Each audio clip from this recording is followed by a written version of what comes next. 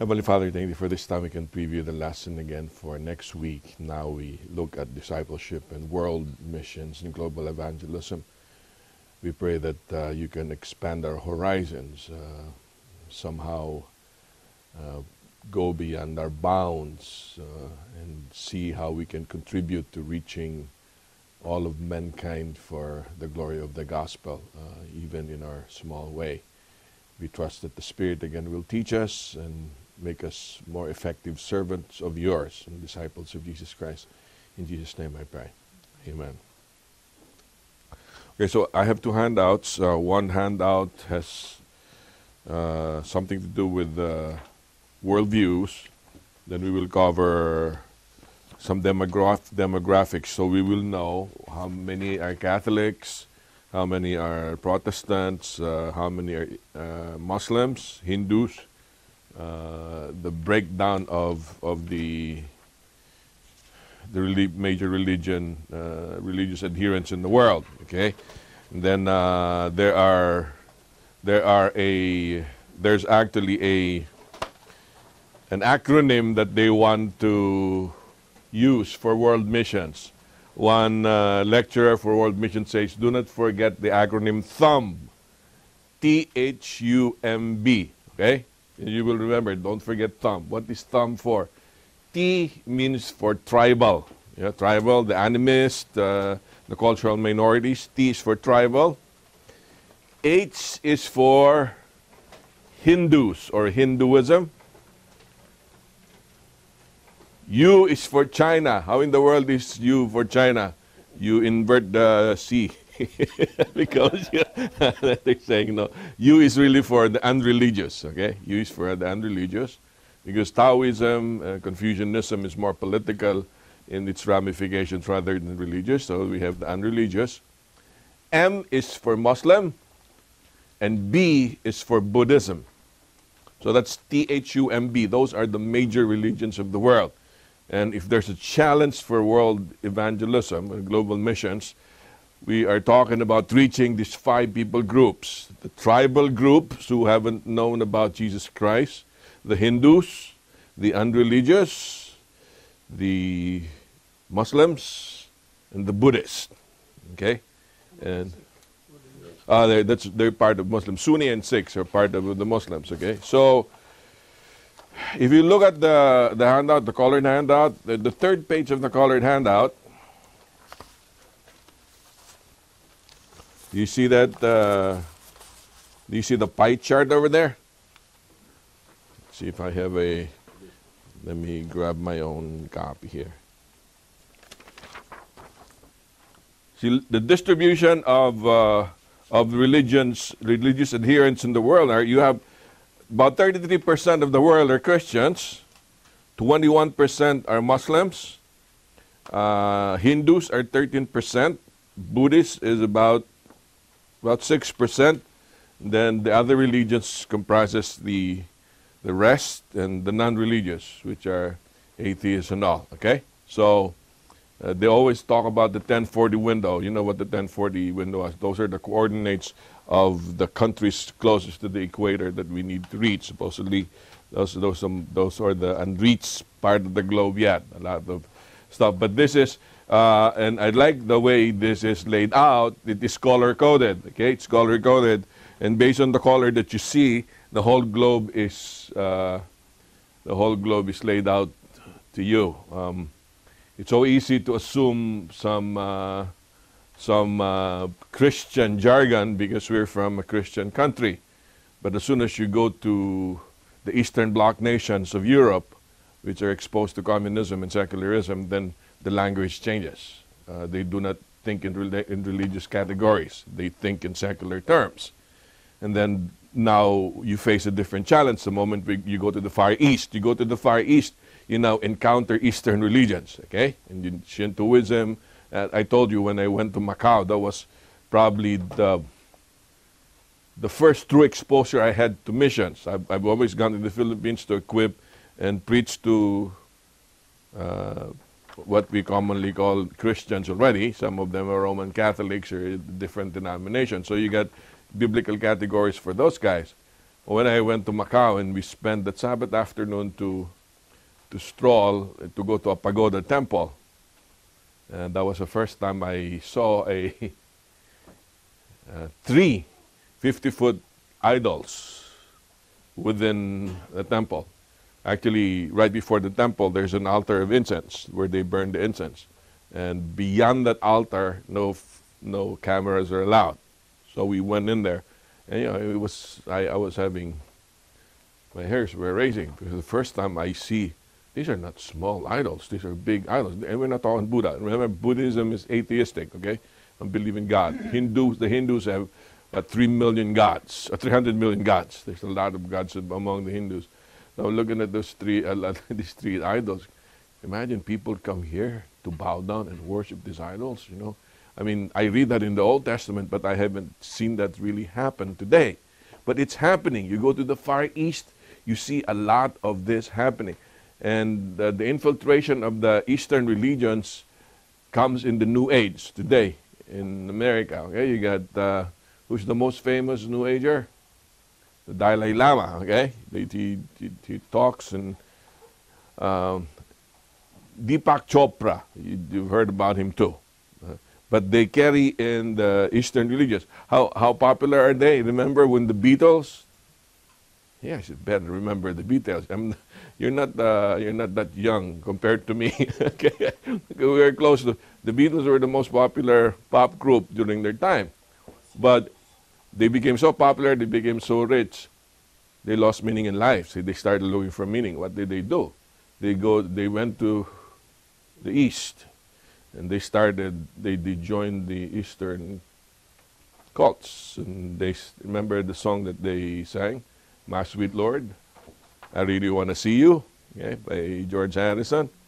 And in the refrain, if you remember the song, My sweet Lord, oh my Lord, Hare Krishna, Hare Rama. There's a chanting, that's the background of the song. It's amazing, Hare Krishna and Hare Rama. Originally, they were thinking of saying Hallelujah.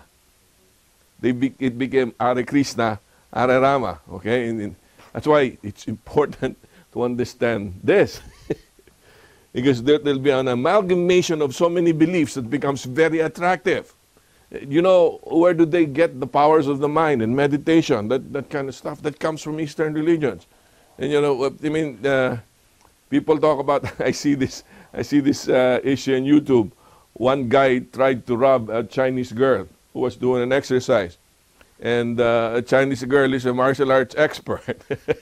Wrong person to rob, okay? So, I mean, the training in warfare of the martial arts people in the East, what we do for training here doesn't compare to what they can do there. Even as a very small guy, he can beat up a lot of people. That's how. But the martial arts is part of the East, and the most important creature that they have in martial arts is the dragon. Remember Bruce Lee entered the dragon? Where do you see the dragon in scriptures? What is a dragon? A dragon is a winged serpent. Where do you see the winged serpent? From the garden, okay? When the enemy deceived our first couple. But you say, well, martial arts is good for you. Yoga is good for you. So you engage into martial arts, you learn this thing. It's good. Then we can discuss it later on if we should go to martial arts and do that without violating your Christian values. But the point is, you get these powers, this amazing potential happens in you, and it becomes very attractive. And then people will now get so enamored with this Eastern religions, and they start talking mantra, and that kind of stuff. Unbeknownst to them, they're being driven away from the gospel truth and Christian values. That's why it's important to understand where this comes from. So you got the secularism of communism and socialist governments, and you got the mysticism of Eastern religions. And then from the Eastern Bloc nations to the Eastern religions right here, dead smack in the Middle East, comes Jesus Christ, who was born 2,000 years ago to give birth to Christianity. Okay? And what makes Christianity different from the rest of these religions? What makes Christianity different is that Jesus is actually the Son of God. Some people don't believe that, By the way, the Son of God premiered in theaters yesterday, right? wanted to suggest this in church, but it was too late. What they did in New York, I had a friend in New York. Remember The Passion of the Christ by Mel Gibson? They ordered boxes of The Desire of Ages. And after people watched the movie and The Passion of the Christ, they were out there in the theaters giving them Desire of Ages.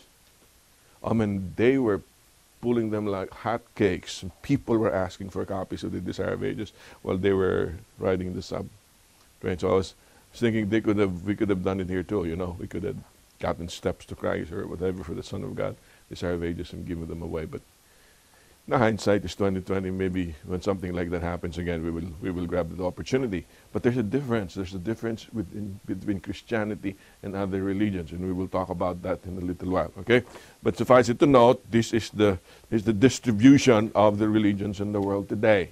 Okay, and you got the color coding, so you will see what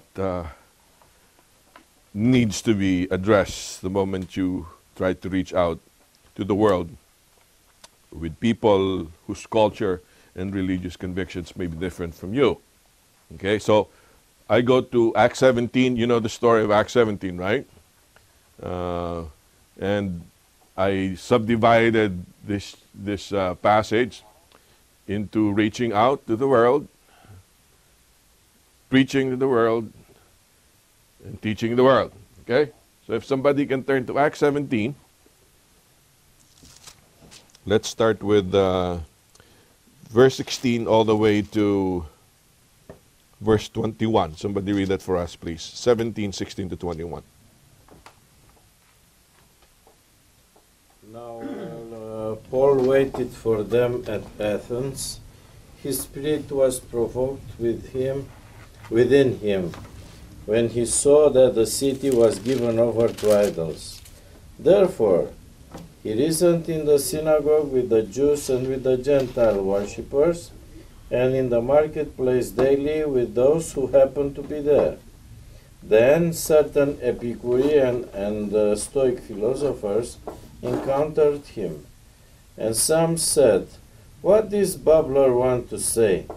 Others said, "He seems to be a proclaimer of foreign gods, because he preached to them Jesus and the resurrection." And they took him and brought him into the Areopagus, saying, "May we know what this new doctrine is of which you speak? For you are bringing some strange things to our ears.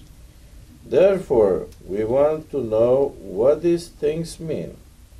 For all the Athenians and the foreigners who were there spent their time in nothing else but either to tell or to hear some new things."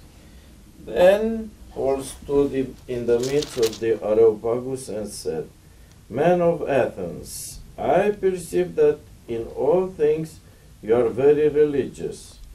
For as I was passing through and I considered the objects of your worship, I even found an altar with this inscription, 'The Unknown God.' Therefore, the one whom we worship without knowing, whom you worship without knowing him, I proclaim to you." Okay, all right. So we'll start with that first part. What triggered Paul's communication with the Greek philosophers in Athens? Look at the first verse. What troubled the spirit? All right, this is very important, okay? We're supposed to go out into all the world, preach the gospel, share missions. There is one primary motivation why we should share the gospel and why we should share the message of salvation. What's the motivation? What does this say here? I don't know what your translation is, but it says his spirit was provoked. Why was his spirit provoked? Why was he troubled? Because what? He saw a lot of idols. Worship. Idols here in Athens. You know, you heard of the Pantheon, right? The Pantheon is the place where all the gods are. The Pantheon of the gods. So definitely the Greeks and the Romans were polytheistic. They have so many gods. And Paul goes in there and he saw so many of these sculptures and these gods, they were being worshipped. So what is the primary motivation to reach out to the world? I'll just give you one, because this will be a consistent thread from the beginning all the way to the end. It will be about worship. And that's why the relevance of the Advent message in the last days is so keen, because our proclamation is, yes, the everlasting gospel, but that everlasting gospel is proclaimed in the light of the worship of the true God.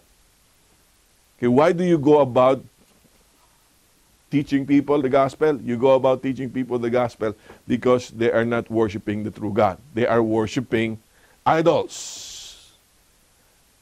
Okay, and look at if you can look at the passage, he mentioned two philosophies there. He mentioned Epicurean and what?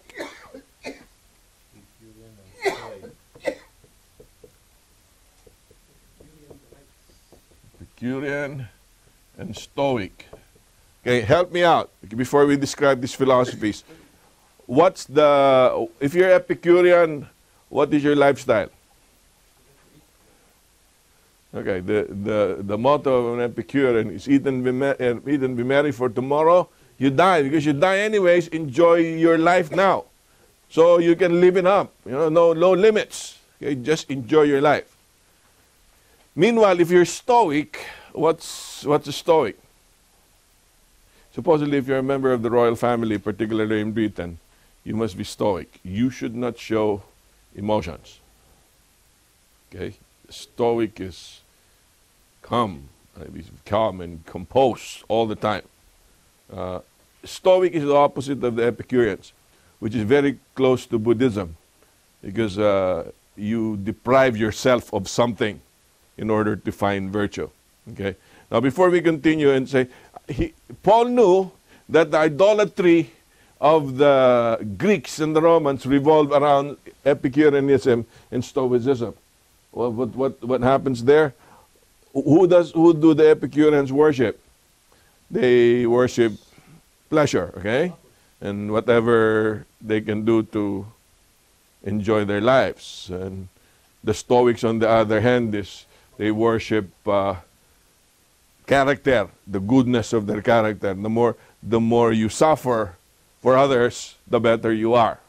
Okay, so you're dealing with performance here, and you're dealing here with indulgence. It's still revolving around man, and you're talking idols because it doesn't revolve around God. Okay, now before we continue, it's very difficult for us to understand how to put this into perspective. Let's look at the handouts that you have. Okay, first handout. Let's go to the 5 basic worldview questions. By the way, does anyone know what the worldview is?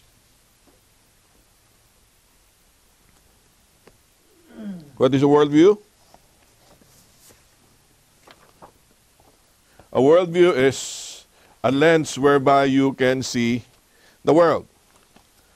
And let me explain what that worldview is, because the handout should give that to you. What are the basic questions into forming a? The first question is, does God exist? Okay. Depends on how you respond to that question, you will have a worldview. Okay. And there are several answers to that question when you ask the question, does God exist? Okay. So you look for the evidence of God in nature. Okay. And then you use your human reason. You use your experience, you use physical realities. So there are 5 basic worldviews. There's what we call theism. What's theism? The belief that there's a God. That's why it's called theism, okay? Panentheism. What's panentheism? Yeah, panentheism means God is in everything, okay? Pantheism is God is everything. Okay, those are the 2 different modes. That's why you have this common concept among the Eastern religions that God is not a person.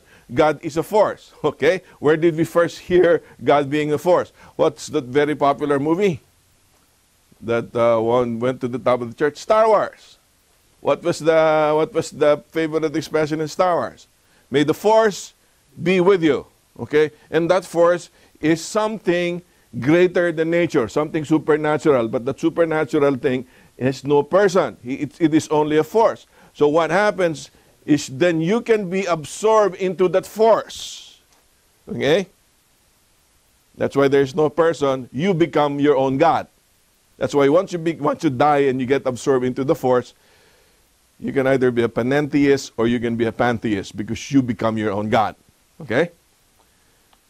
And then on the other side, you have deism. What's deism? Deism is a belief that there was a God. Okay? Well, what that God did was He wound up the universe like a toy. Yeah, you remember those toys that you wind up? Di susi, tawag natin. After you wind up the toy, what happens? You leave the toy alone. The toy will run by itself because you wound up the toy. So deism is a belief that there's a God who started this whole thing, but He is removed from His creation. He just leaves His creation alone because He already wound up His creation. That's deism. So it's a story of a God who is detached from men's experience and men's world. There is, on the other extreme, an atheist. Because he starts by saying, God really just doesn't care. Fine, He started this whole thing, but I don't see Him. He's not part of where I am right now. Oh, if that's the case, why is there so much suffering? And oh, by the way, when we had the prayer, Garden of Prayer this morning in Chicago, they were asking for prayer for Venezuela. And anybody knows what's going on in Venezuela? Looks like Venezuela has a lot of uprising. So I said, well, are you talking similar to Ukraine? Yes, Ukraine is even bad because Russia is trying to put her hand into the mess in Ukraine. And then, so you see this. People die, innocent children die. And, you got this sex trafficking all over the world. If God is so real, why is death and suffering all around us? If He's really powerful, why can't He stop this? Okay? If He's a good God, He should stop this. Then if He's not a good, then if He's still there, He cannot stop it. Maybe He's an evil God. You ponder all these possibilities, and what do you do? Enough said. I don't want to believe in God. You become an atheist. And for an atheist, all reality consists of energy and matter. That's it. Nothing beyond energy and matter. Okay? And then, well, let's not worry. We'll probably worry about that later. If God exists, the next question you ask, what is God like? How can we know?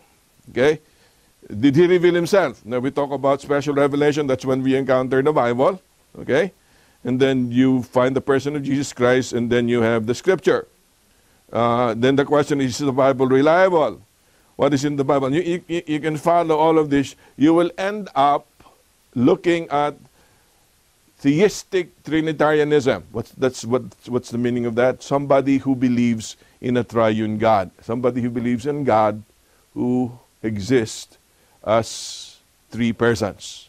One God, three persons. That's the Trinity. Okay, now let's go to the next page, which will probably be more, will walk you through a lot easier. Here's a flow chart. I like flow charting because you're giving decisions, and based on the decision, something happens. The moment you see the diamonds, those are the decision symbols. You start. The question is, does God exist? If your answer is no, what are you? You're an atheist. Okay. If you say don't know, you're an agnostic. Because I don't know. Maybe if I don't know, I will not pretend that I'll know. Maybe I'll know. Okay? If you don't care, okay, it's like this. If you don't care, it's apatheism, apathetic. Okay? And one of the most difficult problems we have in church today among youth pastors is apathy. Because kids just don't care. They show up in church, but they don't care. They're apathetic. Okay? That's why it's so difficult. That's a problem of the Laodicean church, right? It's apathy, lukewarmness. How big of a problem is it? God says, because you're lukewarm, what will I do to you? In other words, you make me puke. That's a modern translation of what God said. To be apathetic and to be lukewarm makes me puke. I don't like it. You'd much rather have you hot or cold, okay? Now, if your answer is yes, next question is there more than one God? All right? And if your answer is yes, what happens? Now you have polytheism. What's poly? Poly is many. Theist is from God. Therefore, you now have many gods, because if there's more than one God, so it's polytheism. That's why it gave rise to Shintoism, Hinduism, all the other isms that we have today, because the answer to the question is there only one God? Is no, there's a lot of gods. Okay? Now, if the answer is maybe, it's henotheism. Okay, there's very few people who stand there. You're either polytheist or monotheist, okay? But henotheist is the term in the middle. If the answer is no, then you don't believe in polytheism. That will be monotheism. What is monotheism? Mono means one. There's only one God, okay? Now, after believing in monotheism, next question is, okay, is God separate from the universe? If the answer is no, it's pantheism, which means God is not separate. He is embedded. So, remember, who's the chief proponent of the New Age in Hollywood? Remember? Shirley MacLaine. And when she wrote the book on the New Age, was it Bill Hybels who preached a sermon? No, it was Erwin Lutzer who preached a sermon. Shirley MacLaine was standing by the Malibu beach, and she was saying, I am God, I am God, I am God, I am God, because her belief is you become one with God and you become God yourself. So Erwin Lutzer says, in Eastern religions, in the New Age, He's a God, there's a God, everywhere, God. Okay, that's pantheism. That's why everything is a God in pantheism. That's why it's called pan. All are gods, okay? So if the answer is yes, is God separate from the universe? If the answer is yes, it's not within the universe. The next question is God active in creation? If He's not active and the answer is no, that's where deism comes in. Yes, there's one God, but He's not active. He left us alone, okay? If the answer is yes, is He active? Then you have theism. And after you answer theism, now you have Christian theism. He was active in the person of Jesus Christ. Then you come with one God in three persons, Father, Son, and the Holy Spirit. Let's go up. There are other monotheistic religions. In the monotheistic religions, you got Islam, and you got Judaism, because these strict monotheists. When we say strict monotheists, there are no three persons in the Godhead. There's only one God, strict monotheist. It's not a triune God, okay? So Islam and Judaism do not believe in polytheism. They believe in one God. The only difference between Islam, Judaism, and Christianity is that we believe in three persons in one God, whereas Islam and Judaism believes in only one God and one person, okay? No multiple persons. Okay, and then Trinitarian monotheism is Orthodox Christianity. I hope you walk through this, because it will help you understand. You don't go, let's say you're in a party, you're in a gathering, you want to make friends, and these people are from all over the world. You don't go to that individual and say, hey, hold on, are you an agnostic? you don't do that, okay? Try to figure this out. This is just a guide in your head, so that the moment you say, I'm really a deist. The moment he says you're a deist, you know where he's coming from. He believes in God, but he doesn't think that God cares. Okay? So by looking at this will be a guideline for you to be able to reach out to the world. Why am I saying that? Because if you read Acts 17, Paul did not quote the Old Testament.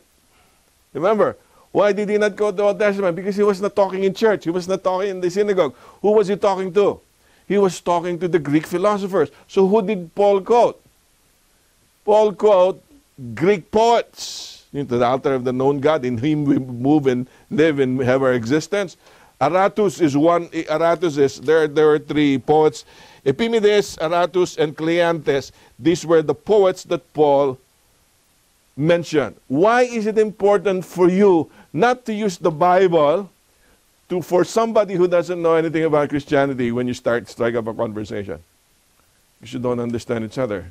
So where do you start communication? How do you start effective communication? You look for what? Yes. You look for common ground.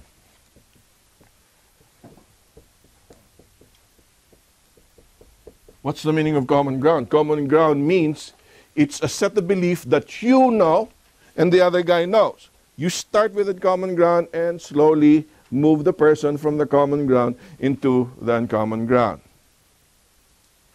Okay, there is one very important principle in reaching out. This is what we call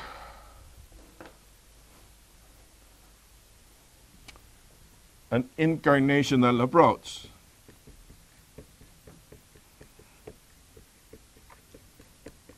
And when we call incarnational approach, where did we take that word from? The word is incarnation. What's incarnation? Incarnation was the act of God in taking the form of a human being in Jesus Christ. Why did Jesus have to become man? Did you read the... Because God made man in his image. Okay, like... Yeah. All right, okay. Yes, you are giving me deep theological answers right here. Yes, here's the survey. In his image, then God would never be born as a Okay. So all of those are valid questions. Let's contextualize it to the question. Why did Christ have to become man? Why did God have to become man in Jesus Christ? Because he needed to start with a common ground. And what can be more common than for God to take the form of a man? Because we cannot understand who God is unless he becomes like us. Remember the age-old story of Billy Graham? Billy Graham says, one day I was walking and there was a sugar cube on the road and there were a lot of ants picking up the sugar from the sugar cube. And then he goes, go, get out of here. You might be run over by a car. Will the ants listen? Why not? All right. Okay. Because it's not Solomon. It's not a Solomonic ant. That's what they're saying. Oh, the answer of Billy Graham in the illustration, which is very poignant, Billy Graham is saying, the only way for the ant to listen to what you're warning them about is for you to become an ant yourself. Then they can listen to you because you start with the common ground. These are lasting implications. The lasting implication is when you go to world missions, you do not force people to be like you. Instead of forcing people to act and taste and smell like you, what you want to do is to act and taste and smell like them first. There was an excellent book. I couldn't find it anymore, maybe in the rare books to find, by Gottfried Oosterwal, one of the best professors we've had in Andrews, who was already also a professor in our school. Gottfried Oosterwal was a theologian and anthropologist. And he went to, Papua New Guinea? Went to Papua New Guinea. You know what he did? Well, he did not eat people, okay? But he dressed like the natives. He wore G-strings to reach those people. You know what they do for a long time when they had missionaries in the Philippines? They go to the Mangyans. You know, the Mangyans are the cultural minorities in Palawan, right? And no, in Mindoro. So they go to Mindoro and reach the Mangyans. And then after they see the Mangyans, they give them food, they give them clothes. And you know, after they're baptized, they give them American names, Christian names. So you're no longer, you're no longer Lawin or Aguila. You are now Robert, okay? You're now Edward, and then you get baptized. And there was now this wrong notion among the Mangyans that unless your name is like Robert or Edward and it's an American name, and you don't dress up with an American t-shirt and a Western t-shirt, you are not a Christian. You see the problem? The problem is you mistake culture from the gospel. Is it possible to believe the gospel in your own clothes without wearing a shirt? One of the big evidences is we got the bush evangelists, the bush pastors in Africa. When they live in the bushes. Okay, that's why if you want to reach the tribes, you gotta act the way the tribes act. I was kind of scared when we were in Enlac last year, because one of the pastors is assigned to the Ifugao district in the north, they're close to Baguio, and they're saying there are still tribes. I told you about that. There are still tribes in Ifugao. They still chop off heads. They're still headhunters, but they only go against tribe to tribe when they go against each other. What will you do when you're invited, when you're called to reach out to a headhunting tribe? Don't do that anymore. We play it safe.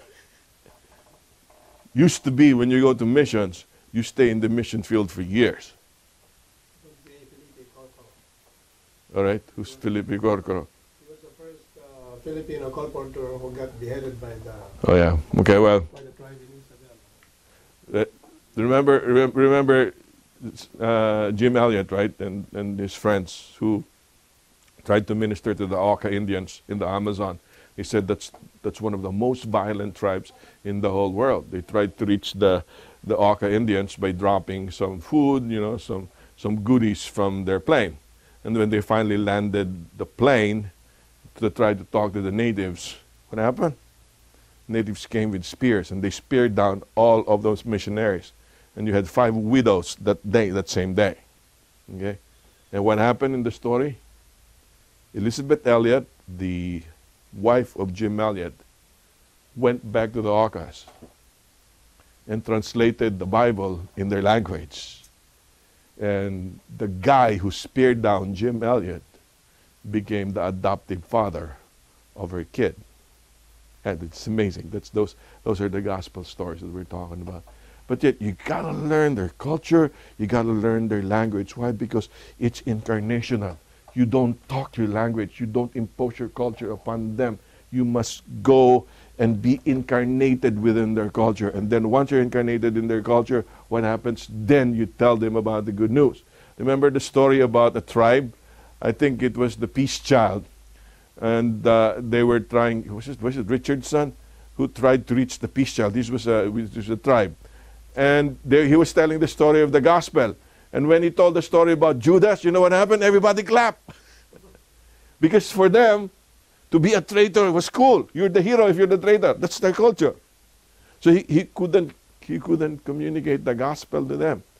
Until finally, I guess when somebody killed one of the tribe members, the other tribe said the only way to restore peace, otherwise the tribes will go to war and they will kill each other, was to offer a child, which is called the peace child, to atone for whatever killing was done. Then he saw the opening right there. They had to get the peace child to offer it, and then he preached the gospel. What did he try to do? How can you preach to people whose heroes are Judas? You know, all the antagonists in the Old Testament. The only way to preach them is to understand their culture and teach them. And the way to do that is to be incarnational. What does it mean to be incarnational? When you go to a place in the Philippines, you want to be a missionary, and there is no shower. No, you still take a bath. How do you take a bath? You use the tabo, okay? Use the can. Remember, first time we went home, so kids were with us. We were staying in the guest house of the mission, the Central Luzon Conference. Arrived at about 1, 2 o'clock in the morning, so we checked out. You know, the guest house of the conference is not exactly a hotel. So we went and checked out the washroom. There was no shower. And there was a big pail. And there was like a tabo. Yeah. Okay, and then if you're lucky, they have this thing, this gadget that you put in there to heat the water. What? We didn't have the gadget, okay? So they still do it that way, huh? Maybe that's what's going to happen to us when we go there in September, October. Because we will be there for about 4 or 5 days. We will stay there. We did that before. So Justin goes out of his room and knocks at our door because they had a different room, all 3 kids. And said, Dad, how you make pee in here? I said, there. I said, I mean, it's up to you. Yeah, I mean, you know, you want to relieve yourself, then use that. Otherwise, you'll be in utter torture. Okay, so after a couple of days, they learned how to use the tabo. Okay, they started using the tabo. We went to AUP. We were in the alumni center. We fit in one room, the Lydia Roda thing. Okay, tabo. Everything was tabo. Okay. And since there's no hot water, how many of you can take a cold shower in the morning? I don't care even if it's yeah, even if it's hot in AUP, it becomes cold in the morning. You know what I did? When I was in MVC, there was hot water, which is really cool. So after MVC, we went down. I went to Mindanao Sanitarium Hospital. I was supposed to do weekend prayer there. So they put it in the guest house. In the guest house, there was a pail and there was a tabo. No hot water. But I had to be early because the meeting was 7 o'clock in the morning. So I had to take a shower before I go to the meeting. No hot water. And you know, in Mindanao, because it gets cold in the morning too. You go like this, you know. Yeah, I know, you know what I'm trying to say. But why do you do that?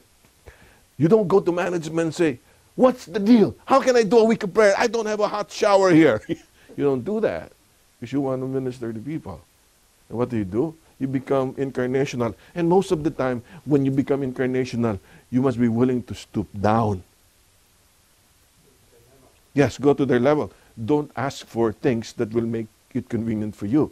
To be incarnational means to stoop down and take a lower level. Why is it called incarnational?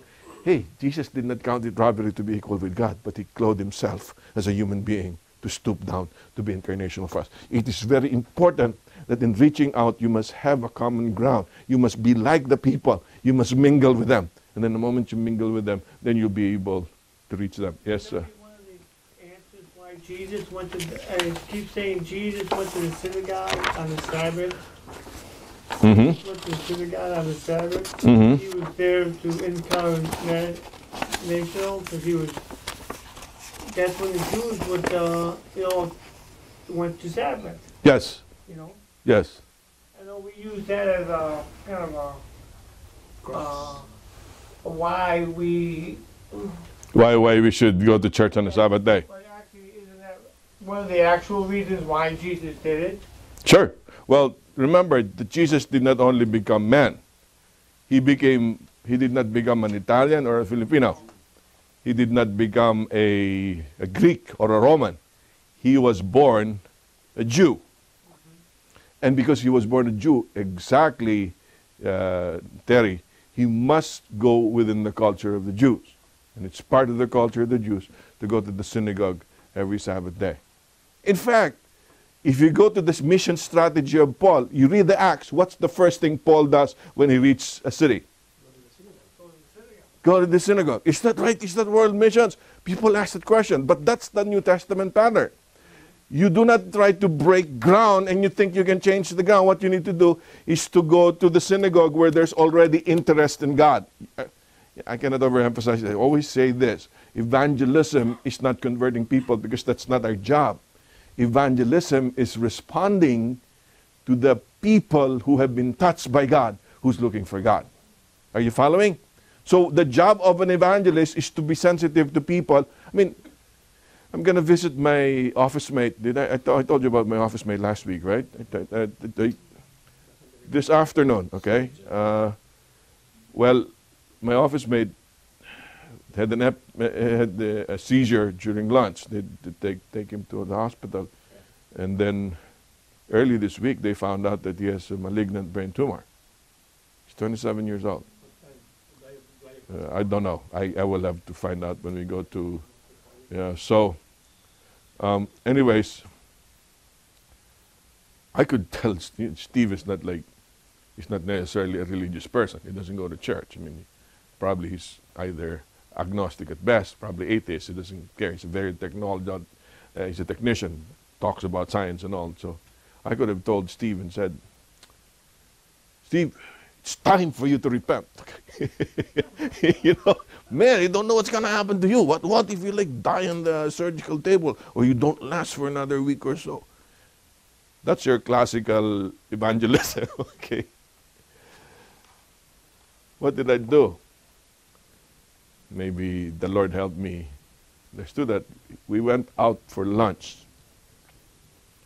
Wednesday because his surgery was Thursday morning. So what he did was he went back to the work to show up to all his friends before he went to surgery. He shaved his head because he was prepping for the surgery. And then, all my friends were, man, don't worry about it. It'll be okay, Yeah, it happened to my friend. 2 weeks, back to work in a hurry. There's no problem. Yeah, of course, they don't realize it's a malignant tumor. It's not a benign tumor. And it's the brain.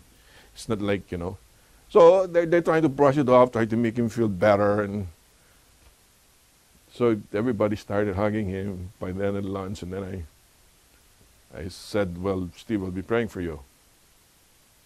Then they dropped by my cube that afternoon before they left with his girlfriend. And then I told Steve, I said, Steve, every week we have a prayer meeting in church. And tonight we will have a prayer meeting. I will make sure that our entire church prays for you. And when I said that, then you can see the tears about to drop by, the eyes of his girlfriend and his eyes too. I know I've heard so much with what you've been saying. I know whatever comes to me will have something for me. I could have talked about repentance, and I've talked about, hey, Steve, do you realize that you're lost? You need Jesus Christ. How do you do it? You go common ground, make it incarnational.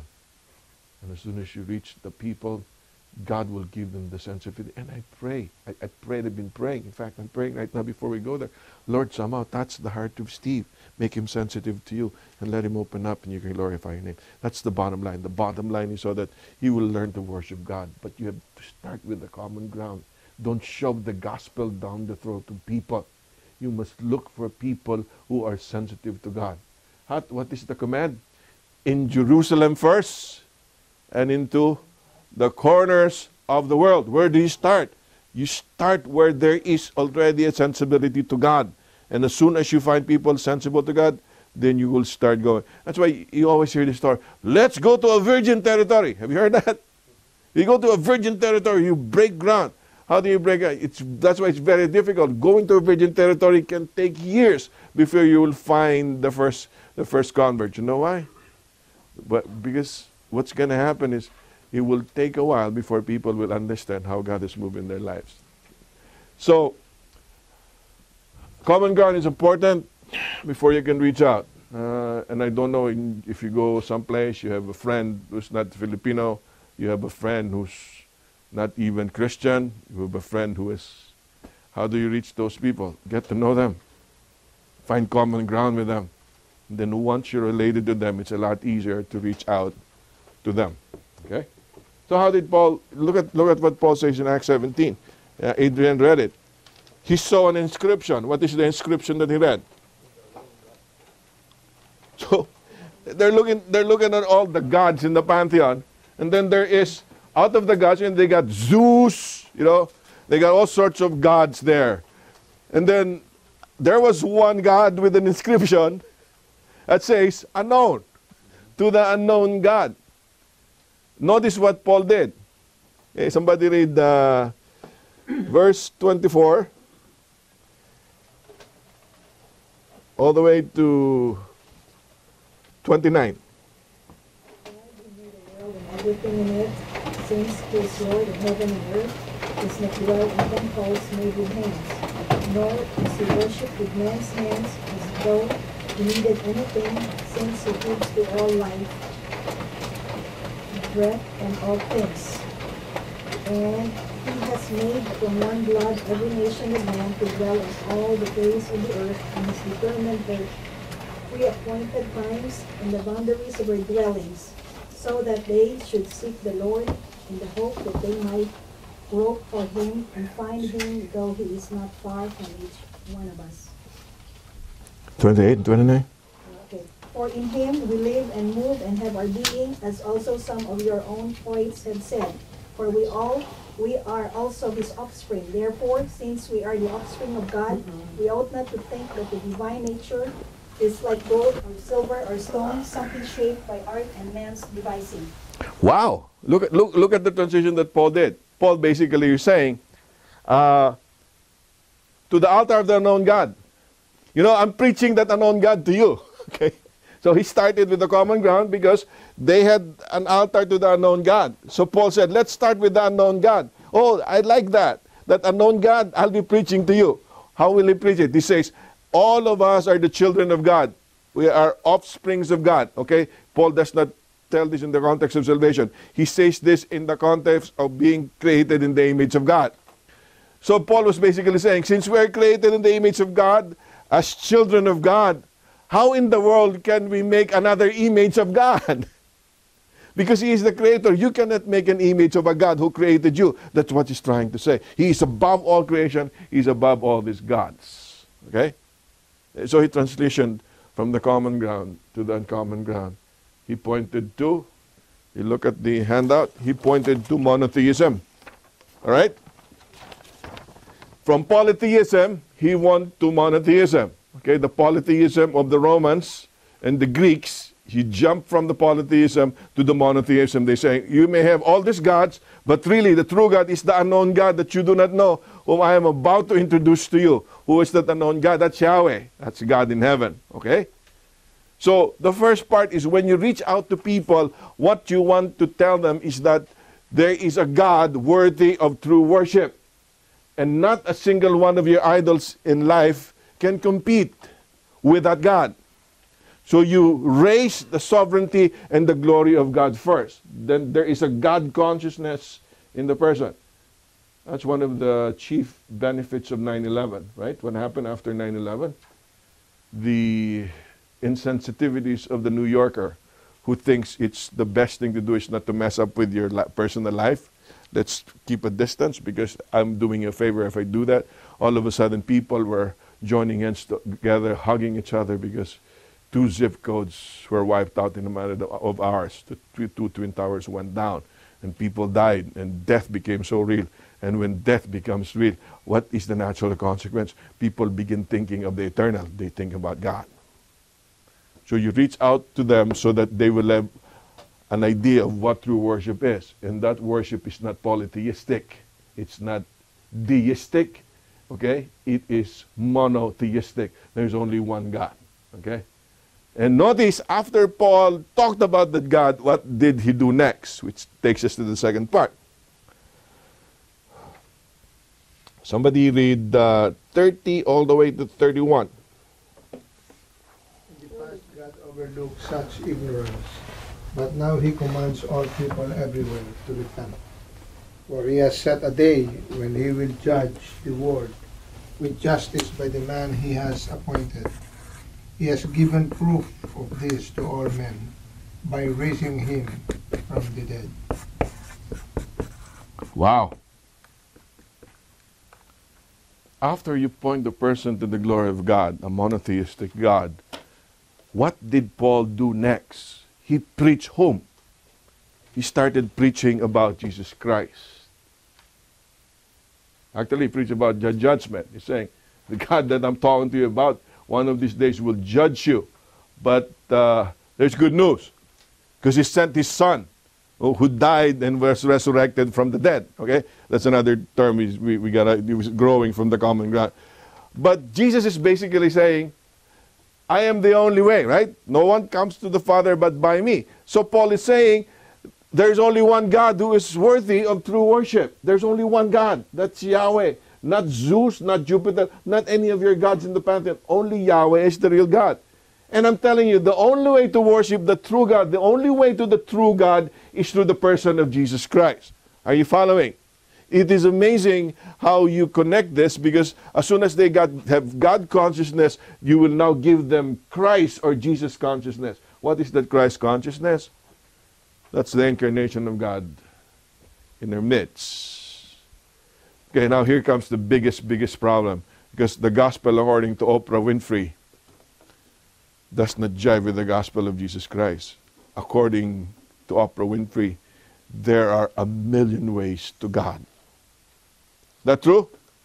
Okay, answer my question. Is Christianity exclusive or inclusive? Two terms. Cleo, what did you say?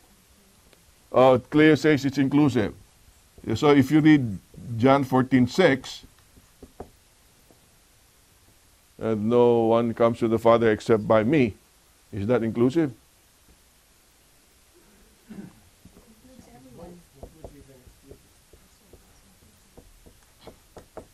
Okay, Benji says that it's both exclusive and inclusive. How many agrees? Yeah, that's the right answer. In terms of the way to salvation, Jesus is exclusive. In terms of those who are offered that salvation, Jesus is inclusive. Are you following? Eh? Those are two different things. The way, the method, the only way to be saved is only through Jesus Christ. No one else can be saved through any other gods except for Jesus Christ. That's the exclusive proclamation. But as soon as you find Jesus Christ, you know what he's saying? Since I have an exclusive claim, you actually accept me. Anyone in the world, whether you're Filipino or Chinese or you're in the Eastern Bloc nation, regardless of your nationality, regardless of your class, no discrimination. Whoever puts his faith in me will be saved. So that's, you know, the hottest news right now in America, right? You know what happened to Arizona? Right? What did the governor do in Arizona? The Arizona vetoed the bill, which is the anti-gay Bill of Rights. Oh man, there's a big discussion at work about anti-gay. If you don't accept gays, you're exclusive. You're intolerant. And then my friend who happens to be a Lutheran pastor, dude, do you realize about 30, 40 years ago, engaging in homosexual activity was a crime? It was a felony. Now, we don't only tolerate it, we actively protect it. And anyone who goes against it, we castigate, right? Who suffers? Because you say, the cake makers, you know, the wedding planners are Christians, the owners, they are forced to open their stuff to people whose lifestyle they do not agree with. So, there's an exclusivity in Christianity. It's exclusive because there is no other way but through Christianity whereby you can be saved. But it's inclusive. And the moment you know that in Jesus there's grace and there's forgiveness, anyone can avail of that grace. You follow me carefully here. How do the gay lifestyle and homosexuals come into play here? Can they accept the grace of Jesus Christ? Yes, they can. But can we turn around and say, oh, they're okay. They're okay. Because it's amazing. It's as long as you're tolerant, you know, you're not saved by works anyways. You cannot compromise the holiness of God, because only through the holiness of Christ can you be accepted. So there's an exclusive claim. I got news for you though. A lot of people like Oprah saying there are a million ways to God, because if you're a Buddhist, you're a Hindu, you're a Shintoist, you're a Baptist, you're a Presbyterian, it doesn't matter. All of you will go to God anyways, you know. It's almost like going to the peak of a mountain. You can see several trails going in there. But there's a problem. Do you think the Muslims think that Christianity is a valid religion? Do you think that when you go to Judaism, they think that Islam is valid? Mind you, every religion today essentially disqualifies any other religion as the way of salvation. That's why you are a religion. That's why there is distinction between religion. Okay. Worse is some religions do not only disqualify other religions; they also discriminate as to who can join their religion. Okay. Big difference in the preaching of Jesus Christ is that although He's the only way to God, He accepts anyone who comes to Him. Now, it is very important, and I might hit a soft spot here again. So, when we preach to the world, there's a common notion among Adventists that what are we supposed to preach in missions? What are we supposed to preach? Well, yeah, some people say it's a gospel, but they say, well, and they think that the second coming is the gospel. Because we talk about prophecy, right? It's the end of days. We talk about the last days. And since the last days, we got to preach the second coming. We talk about prophecy. And really, the gospel for them is to go to heaven. Question. Is there an issue there? No. How do you get to heaven? All right, but if I tell you, hey, are you ready to go to heaven, Benji? Assuming, let's say you don't know about Adventism and all, I'll preach to you. Are you ready to go to heaven? And then Benji goes, what's the common answer? Okay, you're talking like Mother Teresa. Okay, okay. Here's the question: when you ask a regular guy on the street, said, "Will you go to heaven if something goes ballistic, something goes wrong with the world? Will you go to heaven?" And a lot of people will say, "I hope so." How do you hope to go to heaven? What is the common answer? Well, I'm not that bad, you know. Is that right? Maybe in the last days when God weighs my good works from my bad works, and my good works outweighs my bad works, I'll probably get to heaven. What are they thinking of? They get to heaven by something that they do. Are you following? That is what we call, in terms, salvation by works. So there's a very big danger when you start preaching the gospel and thinking that the gospel is the second coming, to drive people into doing good in order to go to heaven. Because that's the basic conception. Is this the gospel? The second coming is not the gospel. I'd like to tell you that. The gospel is Jesus dying for your sins and my sins and rising from the dead. So that by accepting Him, we can have the motivation to wait for Him to come back. Are you following? This is not the gospel, but it can be centered in the gospel. I've already said this so many times. The only reason why people will wait for Jesus to come back is if they know the person they're waiting for, right? Always my illustration when I go to preach the evangelistic series, or we compare, ask them, how many of you have met somebody in the airport? Oh, raise their hands. Okay? You go to the airport, you get ready because you know the arrival flight was here. You know, everybody hug, you know, it's very, very beautiful scene. You look for your pasalubong, you know, all that kind of stuff. Question, why are you not in the airport today? There's thousands and thousands of people arriving in O'Hare. Why are you not there? Because you don't know the people coming back. The only reason why you go to the airport and wait for somebody is because you know the person arriving. Same issue here. You cannot wait for Jesus to come back if you do not know Him. And the only way to know Jesus is to preach the gospel. How do you preach the gospel? To preach the exclusive claim of Jesus that has a worldwide inclusive invitation to everyone who will believe. Okay, that's why the third angel's message doesn't start with fear God and give glory to Him. The third angel's message starts with the everlasting gospel. And the moment you preach the everlasting gospel, they can learn how to worship God and find the idea that Jesus will come back so that you can worship Him until forever. That's the whole point. So after you reach out to them through common ground and an incarnational approach, the next thing you need to do is preach to them. Who do you preach? You do not preach doctrine. You preach who? You preach Jesus Christ. And this is the gospel. And Paul is saying, I don't care, even if an angel from heaven preaches another gospel, let him be accursed, let him be anathema. That's what Paul is saying.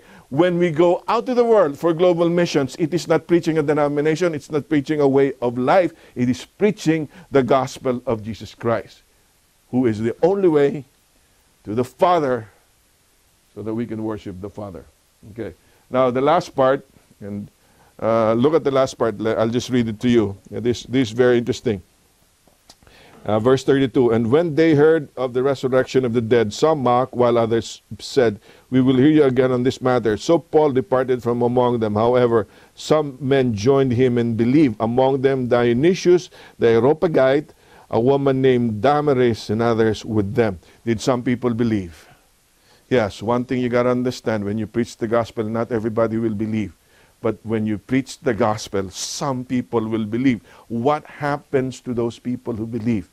They become what we call, in our study, they become disciples. What is another word for disciples? Students. And what does a student do? A student listens to teaching. So after you start reaching out to the world and telling them about the one God, you preach Jesus to them. After you have accepted Jesus, what did the Gospel Commission? Teaching them all that I have commanded you. Because that will be for their good. I'm going to teach them my lifestyle. I'll teach them how to be happy. Quote them the Beatitudes. How do you become happy? Not to live it up. But if you're poor in spirit, right? If you're meek, if you're a peacemaker, you become happy. That's my lifestyle. I will teach you how to become my disciple. So that's global missions. And when we follow this, we end up having a stronger mission outreach in the world. Okay? I won't have time to discuss this, but if you bring this up, there's another handout. These are the major religions. I compared the major religions.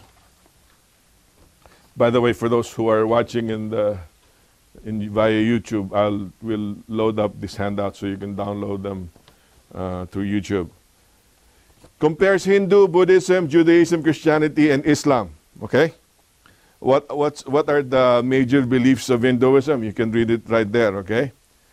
Brahman is the all-powerful spiritual force of Hinduism. Atman is the soul, the essence of Brahman that is inside every living thing. Reincarnation is rebirth of the soul. And they really don't talk about heaven and paradise. Reincarnation is you keep on being born again after you die, okay?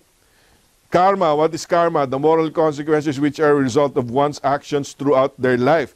Determines one's caste or place in society when one is reborn. So if you've been very cruel, you know what happened? If you're cruel, you'll probably come back as a roach. Okay, okay. And then the ultimate goal is moksha. Moksha is the ultimate goal of life, to release the soul from the cycle of reincarnation and become one with Brahman. Okay, that's the basic rule of the Hinduism. I do not pretend I know all the details here, but all I'm trying to say is if you meet a Hindu, you better know these basic tenets, okay? So you can establish a common ground. Second, Buddhism. Remember, Buddhism do not believe in God. Whereas Hinduism has 300 million gods, Buddhism is atheistic, okay? And the one way you can understand what Buddhism is, it talks about four noble truths and the eightfold path. The Four Noble Truths is all human life contains suffering. Desire leads to suffering. The way to end suffering is to overcome desire. One can overcome desire and achieve enlightenment by following the Eightfold Path. And the Eightfold Path is right view, right intention, okay? Again, reading this will make you equipped into addressing a Buddhist. Okay, Buddhists, people don't come to you in America as Buddhists. They come to you as New Agers, and most of the New Agers actually go and follow Buddhism. There's one very, very famous basketball team that use Buddhism, and Phil Jackson used Zen Buddhism in training the Bulls, Chicago Bulls. Okay, and he became the coach of the Lakers. He uses Zen Buddhism. Does it give you logical and sensible ways to life? Yes, it does. The only problem is all of these are works oriented. They're not oriented in Jesus Christ. Okay? And you know what Judaism is. We're very close to Judaism. The only difference is that Jews do not recognize Jesus as the Messiah, whereas we do. Okay? One exception, there are Messianic Jews. What are the Messianic Jews? Those are Jews who believe that Jesus is the Messiah. They still practice, they still have synagogues. They do that. They celebrate the feast of the Jews, whereas we don't. And you have Christianity and Islam. One very important, how do Muslims treat Jesus Christ? He was the best of the prophets, okay? Less than Muhammad. except for they do not believe that Jesus Christ was crucified. Okay. So these are basic tenets. So when you engage somebody among the Muslims, then you understand. In fact, I think the question for most religions is, how do you treat Jesus Christ? And then you can understand how you start. Okay, go to the other handout. These are more distinctions between those religions. These are more contemporary. It gives you the origin, what country, but the estimated date when it started, who was the founder, how they do look at God, the devil, what's a life's purpose, what's the afterlife, what's redemption, what's the place of worship, then all the way here, okay? Race, equality, original sin, booze. You see the Ten Commandments here. We won't have time to go through this, but this will be a good reference for you to know when you talk to a Muslim or Hindu or Buddhist or a New Ager, you will know where they're coming from. These are the tenets that you can compare. Okay? Just one more thing before we approach your questions. The last 2 pages, I think, which is very important. I don't know if Tim can take a look at this.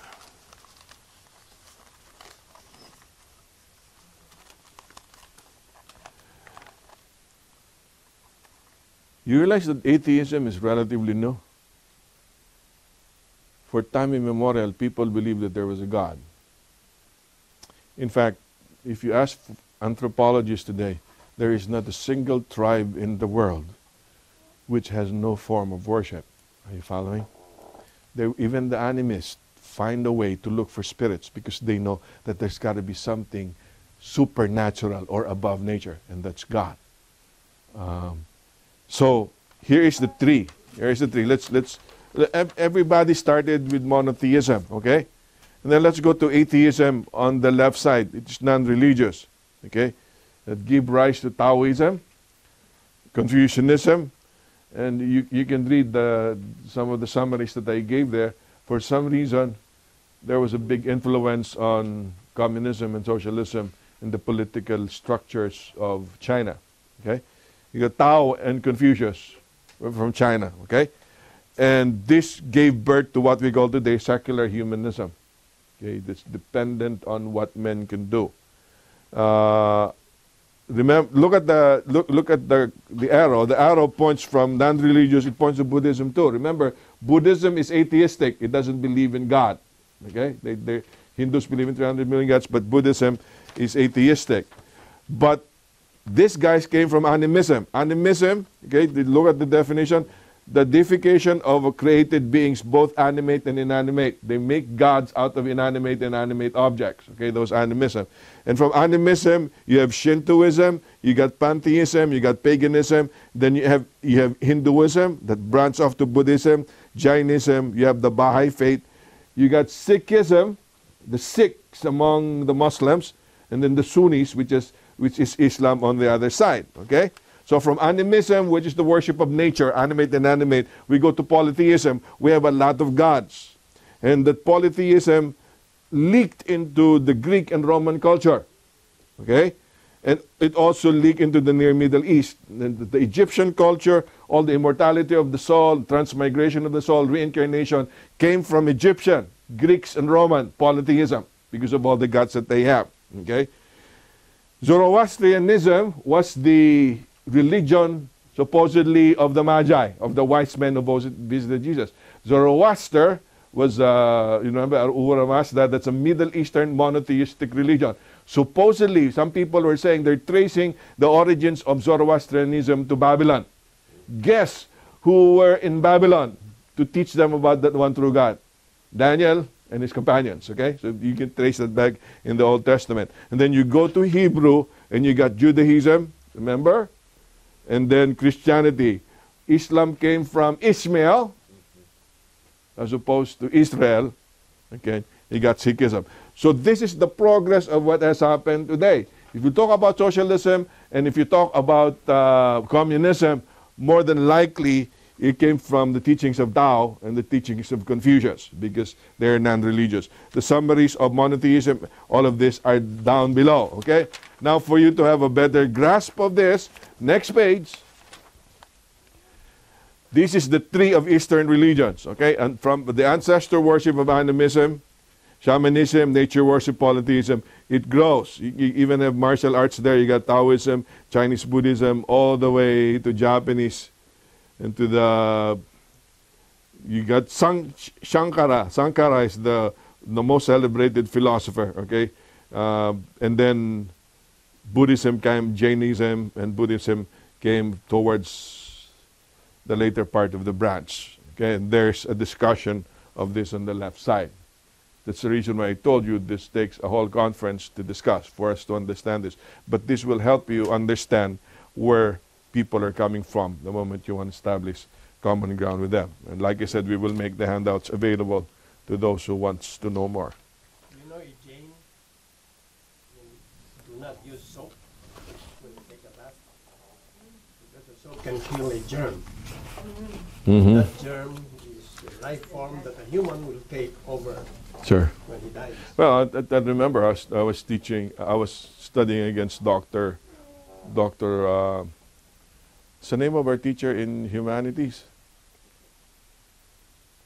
The lady, the lady who spoke in Hinsdale, but she was one of the better professors that we had. Not Dr. Com, but they took humanities.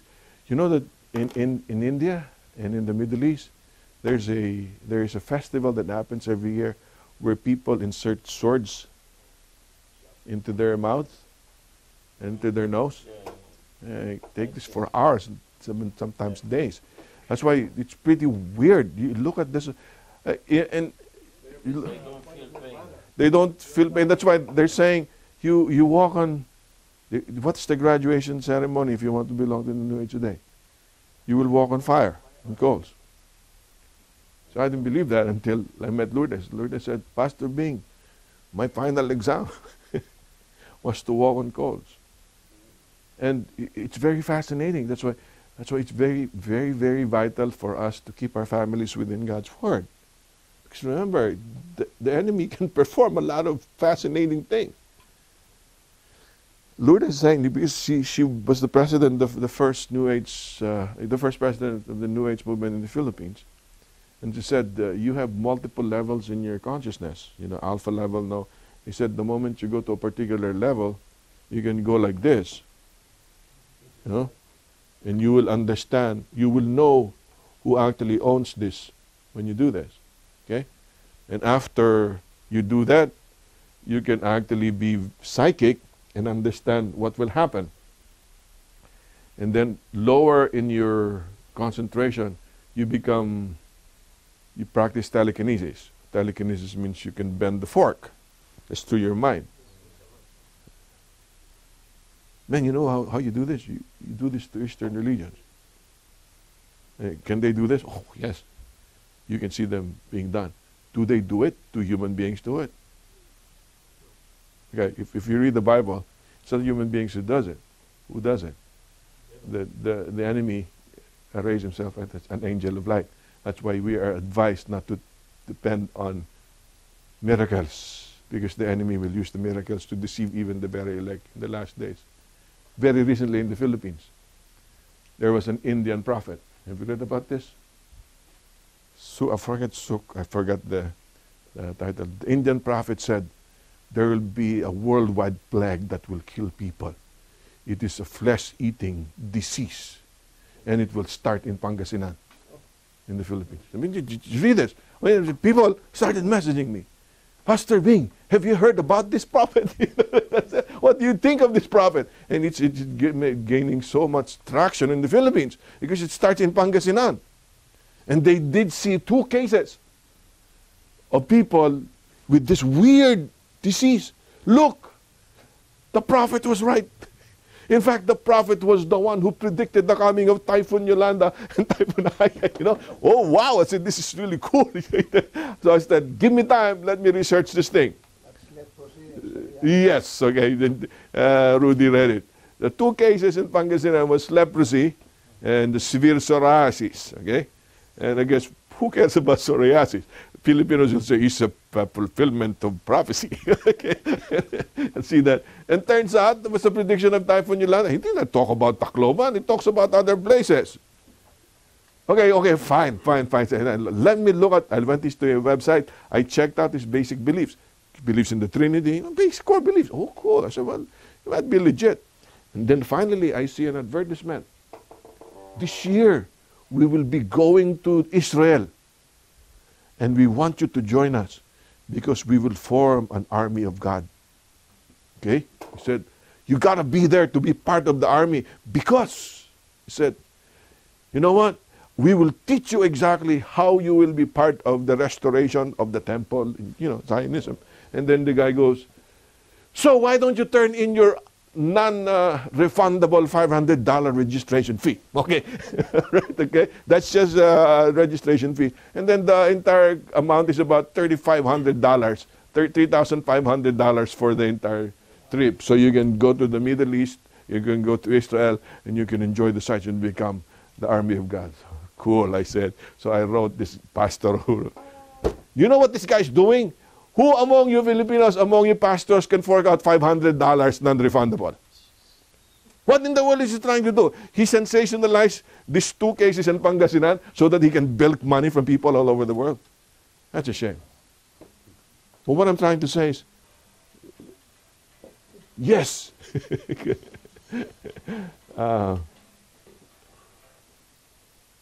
You see how easily people can be deceived today? At least that was fake. What if somebody comes to you and follows what they do in Asia, where they put a spear here for days and they're not hurt, and they walk on fire? They have reached the point of nirvana. Oh yeah, okay. There you go. Then somebody say, you reach the point of nirvana. Look at that. You can also reach that point of nirvana. People go crazy, okay? And then the guy goes, I read my horoscope anyways. Why don't I go to nirvana? And talk about, do you have good karma today? You start asking people, what is the devil doing to you? You're playing with your mind. Why do you spend time with those junk and trash? Spend time here. And when you spend time here, then you can reach out. You can preach Jesus Christ. You can teach. That's discipleship and world missions. And when you understand that, maybe you will appreciate reaching people more. I would hold on to this if I were you. I will be going to Davao this year. I'll spend about a week in Davao to have a week of prayer in our hospital in Davao. But I don't know when I will really be face-to-face encounter with Muslims. If I do that, I'll be sure I'm going to start reading this. Because I want not to debate them, okay? It's pointless for you to debate the Muslim. You know why? Because okay, well, once you mention any of those two, well, for Christianity, what's the basis of a religion? The basis of faith and practice. This, right? The Bible is the basis of faith and practice. For the Muslim, what's the basis of their religion? Faith and practice. The Quran. But not just the Quran. He said, you must read the Quran in Arabic. Because any other form of the Quran that is not Arabic is not the true Quran. So this is amazing. How in the world can you become a Muslim unless you learn Arabic? Because you cannot read the Quran properly if it's said in Arabic. But the bottom line is, we're not to debate that, so you don't debate the Muslim. Instead of debating the Muslim, what do? Let's repeat what we just covered. Look for a common ground. Be incarnational. How does God reach the Muslims today? Have you been reading the news in the Christian world? Read the news in the Middle East. How do Muslims come to Jesus Christ? They come to Jesus Christ through dreams. Jesus comes to them through dreams because they cannot read their Bible.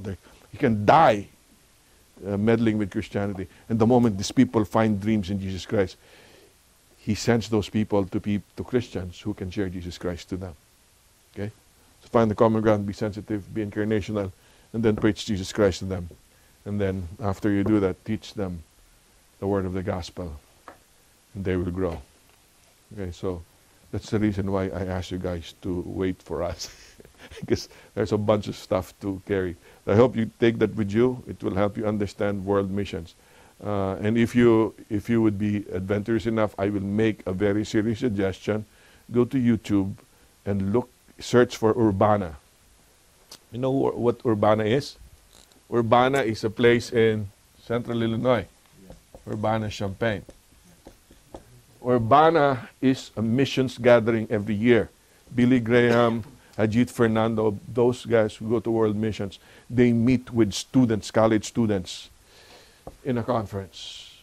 So that the challenge is, when you graduate, don't look for the highest paying job. Look for a mission you can go to and practice your profession in the field so that you can serve the Lord. There's not a whole lot of that happening now. And I don't know, when was the last time we had the World Missions Conference within our church? But every year, Urbana meets in central Illinois. And if you go to Urbana in YouTube, you will hear a lot of sermons. There was a time when Elizabeth Elliot spoke in Urbana. You remember Elizabeth Elliot, right? Where Jim Elliot died among the Auca Indians. Man, you can hear a pin drop, despite the fact that there were thousands of students listening to Elizabeth Elliot. Elizabeth Elliot ended her sermon by saying, "Have you no scar? Have you no wound?" Okay, the scar and the wound is the scar and the wound of Jesus Christ. Okay, so I hope I gave you a foretaste of what it means to engage in world missions. And maybe ask me, maybe we end with this note. Benji dropped something. That's a lot of money. Okay, that can be given to missions. Okay, so the question is, how many of you expect to ever go to a foreign mission field? I go to the Philippines again. Does that mean because you cannot go to a foreign mission field that you cannot be a missionary? All right, okay, I like that, what Cleo said. She ended their study. To be a missionary doesn't mean to go to a mission field. Far, far away. Okay. To be a missionary is to go to a mission field, which may not be far, far away. A mission field probably within your neighborhood. A mission field probably within your family. But all you care about in being a missionary, why is it called a missionary? Is to make disciples of your family, make disciples of your friends, okay? And then preach to them who Jesus is and teach them the ways of Christ. And once you do it, you will become a missionary for itself. And then please, let's not end by thinking, oh, that's good study. I hope one of these days I'll be instrumental in leading 1,000 people to Jesus Christ. Don't think in terms of that. Just think of one. Remember that one guy walking to the beach, picking up the starfish, throwing the starfish back to the water, because if they keep on sitting on the sand, they'll die. Guy goes, "What are you doing?" "I'm throwing the starfish back to the water." "You crazy? You'll never get down."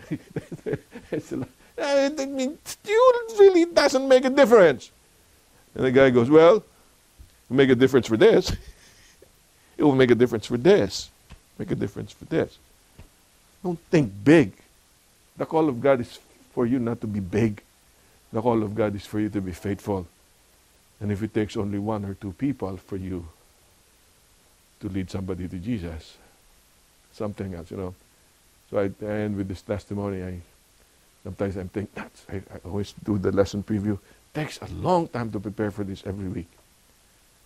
Does it really matter? Sometimes, you don't see people appreciating what you're doing. And then I get this message in Facebook. It comes from Beata. Remember that lady from Australia who accidentally happened upon her YouTube? And Beata tells me, "Hi Bing, my husband and I have been praying for you every day. And we're benefiting from the SS lesson preview every week. Not only us, even our class. We go through the lesson previews." So it's good, I see the hits in YouTube. I don't know who those people are. I don't care. There's one or two. Win them one at a time. Don't think big. Be faithful to what God has given to you. You know, I'll leave it to Him. Right? Ours is not to count the numbers of how many will be reached and how many to impress. That's not our job. Our job is to follow where the Lord leads. And when He leads, watch Him make a big difference. And when He does, He makes it really big. And one thing, He gets the glory, right? And once in a while, He becomes so nice, He makes you share part of the glory. And He drives you there. Sometimes He does not. It doesn't matter. Be sure doing everything for Him. All right? Thanks for sticking around. I hope that this has been helpful. And those watching in YouTube, hope you can download these materials. It will also help you when you consider global missions and reaching out to other people. Let's bow our heads in prayer.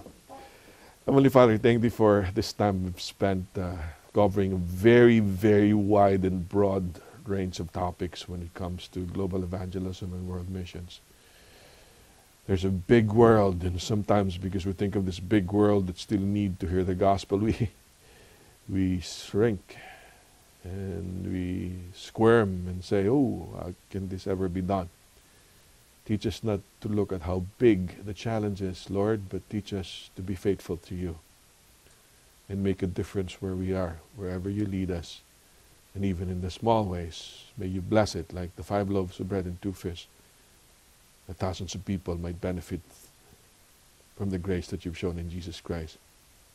Be with us. May that reality be part of our experience this coming week. In Jesus' name I pray. Amen.